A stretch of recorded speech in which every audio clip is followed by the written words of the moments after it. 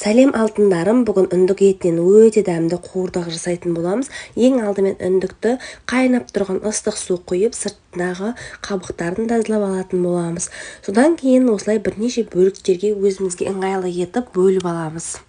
Біз таңдаған үндік өте майлы екен, сол себепті қазанға кішкене пісте майдан құямыз. Содан кейін майларын осылай турап, шыжғыртып алатын боламыз. Содан кейін барып еттерін салып, барлығын жақсылап, қызарғанша қуырып аламыз. Бір бас пиясын салып қуырып, дәміне қарап тұз саламыз. Бір бокал су құйып, оттың астын жай қоямыз. Және 1 сағаттай бұқтырамыз. Арасында су тартылса, су құйып тұрсаңыздар болады.